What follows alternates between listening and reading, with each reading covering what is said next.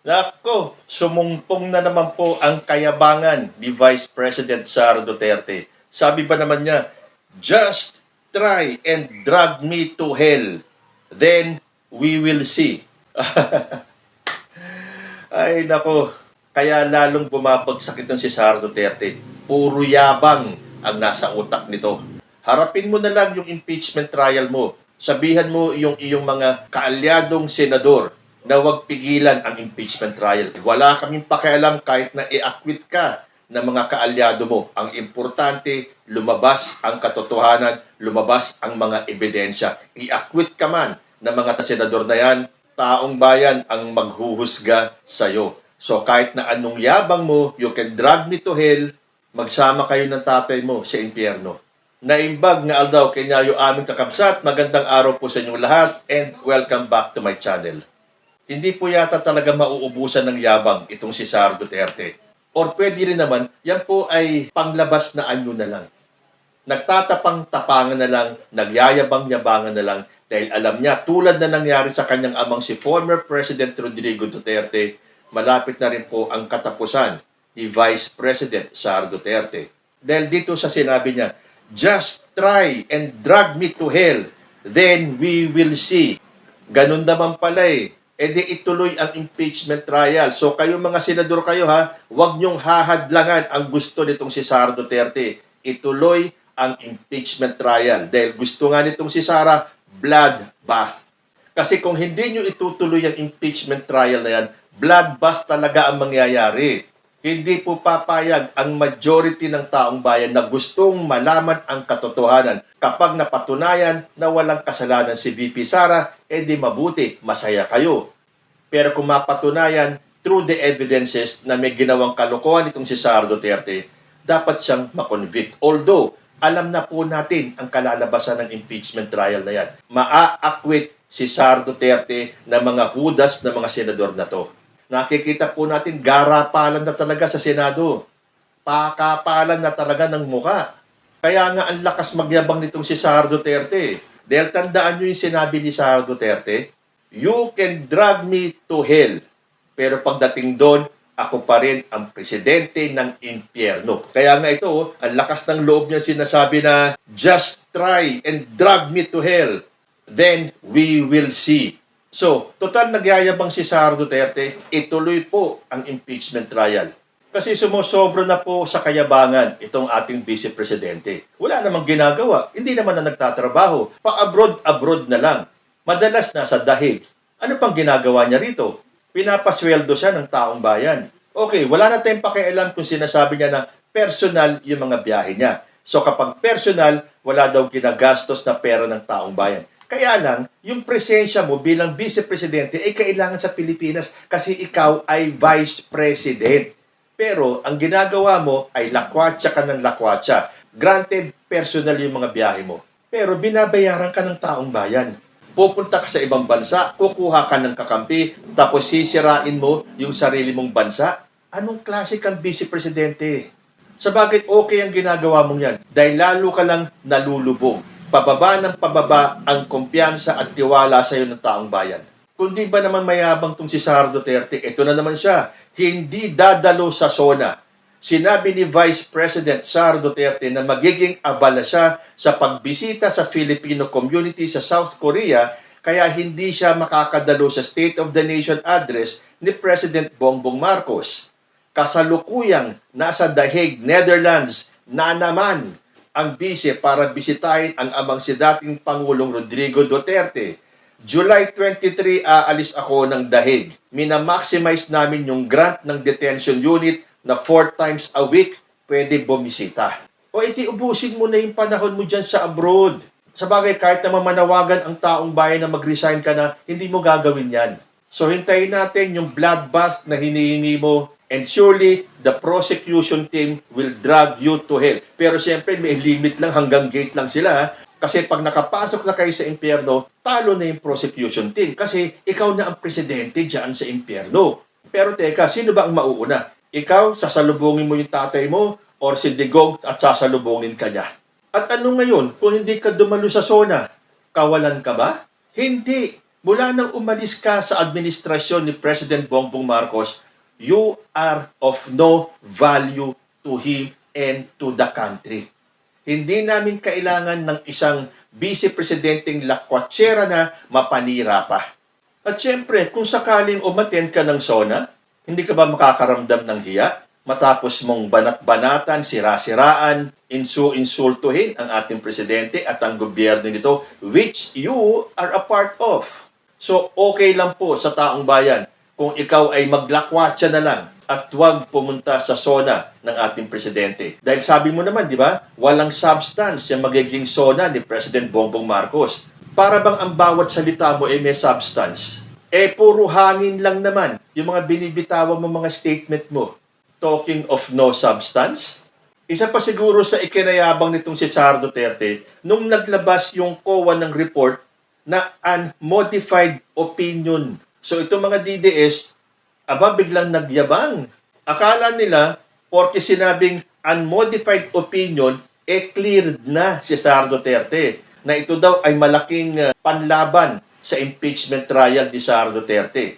Dahil kung ang COA nga, clear siya. Akala kasi ng mga DDS, ligtas na si Sara Duterte pagdating sa mga COA audit.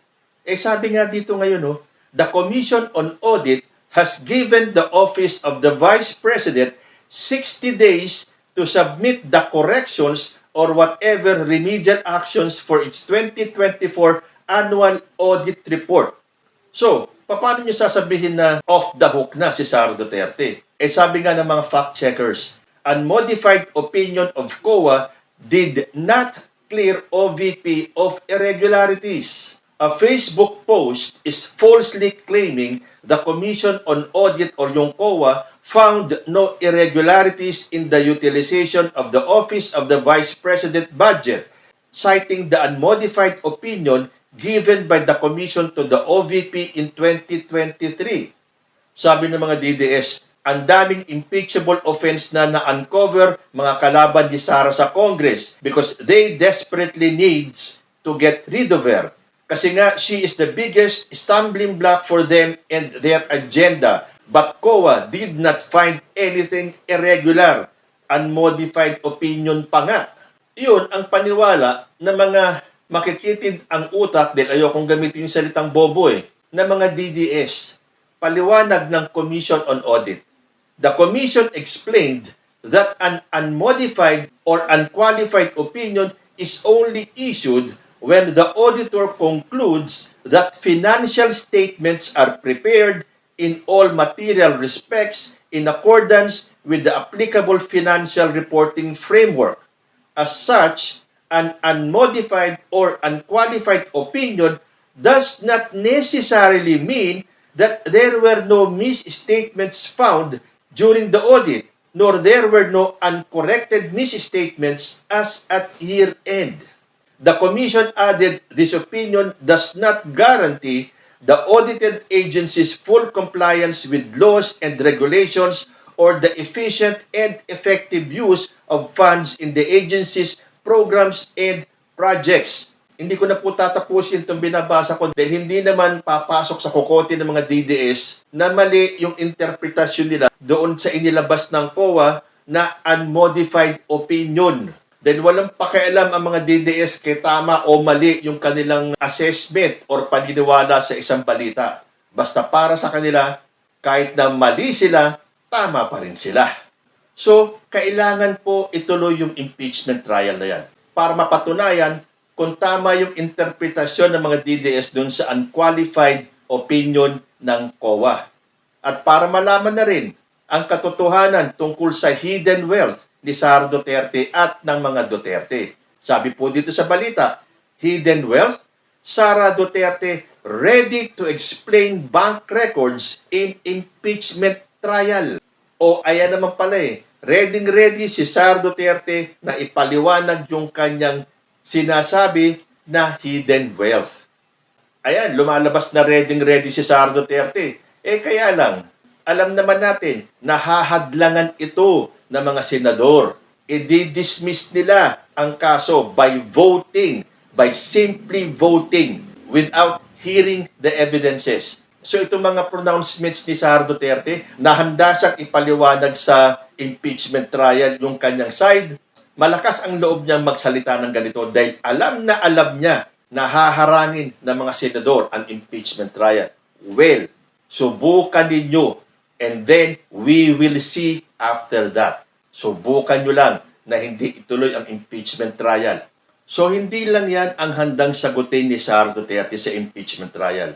Bukod sa hidden wealth na inaakusa sa kanya, ito po ang pinakamatindi yung confidential funds. Sabi sa balita, VP Sara says Confi Fund recipients part of Intel operations. Vice President Sara Duterte stated that the names found among the supposed recipients of confidential funds in her office and during her tenure as Education Secretary were aliases used in intelligence operations. Asked to comment on the matter, Duterte said she would address the questions during the impeachment trial as her lawyers are gathering evidence and affidavits from witnesses. O yan ang sinasabi niya. She will address the questions during the impeachment trial. Again, kayong mga senador, huwag niyong pipigilan ang impeachment trial dahil kating-kati na si Sara Duterte na ipaliwanag ang kanyang side. Yan daw, confi funds na yan. Okay, talaga naman, gagamit ka ng aliases kasi confi funds. Pero pagdating ba sa Commission on Audit or kahit na anong agency, wala bang kahit na isang ahensya dyan na dapat sabihin mo ang totoo? O ito si Mary Grace Piatos, yan ang kanyang alias, pero ang totoong pangalan niyan, ang nakatanggap niyan ay si so and so. Kasi kung wala nang ganung paliwanag, abay napakadali naman ng korupsyon, napakadali namang magnakaw sa kaban ng bayan. Sasabihin mo na lang na iyan ay aliases, na iyan ay ginamit sa ganito at sa ganyan. Huwag na kayo magtanong kung sino si Mary Grace Piatos. Ganun ba talaga? Pakipaliwanag nyo nga sa taong bayan, ganun ba talaga ang confi funds? Gagastos ka kung saan mo gustong gastusin ang pera ng bayan nang wala ng accountability? O ang pinaka-accountability yan, meron mga aliases, may mga hindi totoong pangalan, diyan namin ginastos ang pera. So forever na lang that these names tulad ni Mary Grace Piatos and the rest of the gang will forever remain anonymous. Ganun ba ang gusto mangyari ni Sara Duterte? Hindi na nagpapakuto ang taong bayan. We have to know the truth. Kanino napunta ang pera na pinaghirapan ng taong bayan? Hindi pwedeng ganun-ganun na lang. Unless, ganun pala talaga ang kalakaran. Diyan natin malalaman sa impeachment trial. Sabi pa niya, but let me just say this. I think it is wrong for everyone to pick up as truth or as a fact all the pronouncements of the members of the House of Representatives, particularly with the fictitious names. Paano ba naman hindi maniniwala ang taong bayan dyan sa sinasabi ng House? Ayaw mong magpaliwanag. Tapos sasabihin mo, wag basta-basta maniniwala sa sinasabi ng House of Representatives. Sabi pa niya, because there are rules in intelligence operations and you already heard some people who work in intelligence say that aliases are often used in intelligence operations. Granted, sige, ganun na nga. Talagang ginagamit ang aliases sa intelligence operations. Pero wala bang ni isang ahensya ng gobyerno kung saan isasabihin nila or i-state nila kung sino talaga, kung totoong tao man ang tumanggap ng intelligence funds na yon? Para namang lokohan. Kung basta-basta na lang tatanggapin ng taong bayan na si Mary Grace Piatos ay hindi pwedeng i-divulge ang totoong pangalan dahil yan ay confidential. Sabi pa niya, the Vice President also noted that her camp will have an intelligence operations expert as a resource person in the trial. Okay, lahat na lang ng mga experts sa ganito sa ganyan, ilabas nyo dyan sa impeachment trial. Basta mag-impeachment trial tayo. Kaya lang, ito naman ang nakakaduda sa sinabi ni Sara Duterte. So let us wait for the trial. And as I said yesterday, if there is no trial, then I will answer it publicly. O, di ba? Paano ka ba namang hindi magdududa sa mga senador natin na talagang gagawin nila ang lahat para hindi matuloy ang impeachment trial? Dahil si Sara mismo ang nagsasabi, if there is no trial, di siya mismo ang maghikayat sa ating mga senador na huwag nilang harangin ang impeachment trial dahil handang-handa siyang sagutin lahat ng magiging katanungan diyan sa impeachment trial na yan. Pero, sabi niya, if there is no trial, then I will answer it publicly. Matagal nang hinihingi ng publiko yung sagot mo. Doon pa lang sa Quadcom, doon pa lang sa mga hearing sa House. Hindi mo na ipaliwanag. Tapos ngayon sasabihin mo, you will answer it publicly. Hindi po bobo ang mga Pilipino. Lagi kong sinasabi. Kung sinasabi nila na matalino na ang taong bayan ngayon, matagal nang matalino ang mga Pilipino, hindi lang umiimik. Dahil malawak po ang pasensya natin mga Pinoy. Pero kapag sumobra na at kailangan na nating kalusin itong mga nagmamalabis na mga opisyal natin, hindi na po mananahimik ang taong bayan. So, hihintayin po natin ang impeachment trial. Kayong mga senador kayo, lalo ka na, Senate President Chis Escudero, nakitang-kita na ang bias mo. Ang nakakalungkot lang yan, kahit na majority ng taong bayan gustong mapalitan si Chis Escudero, yung kanya mga kaalyado dyan sa Senado, handang-handa para suportahan siya.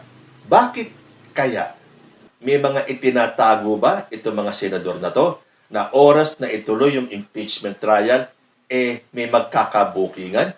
So, doon sa mga nagko-comment na huwag na lang daw pansinin si Sara Duterte para manahimik, hindi po mananahimik yan. Araw-araw nga, may nababasa tayong bagong statement. Kasi kung hindi naman natin i-debunk yung kanyang mga kasinungalingan, baka may mapaniwala pa siya. Bayaan na lang natin kung yung mga DDS ang maniwala sa kanya, di okay. Kayo po, ano masasabi ninyo sa kayabangan ng ating Vice Presidente? Comment lang po down below and I will see you in my next video. Diyos ti Agnina.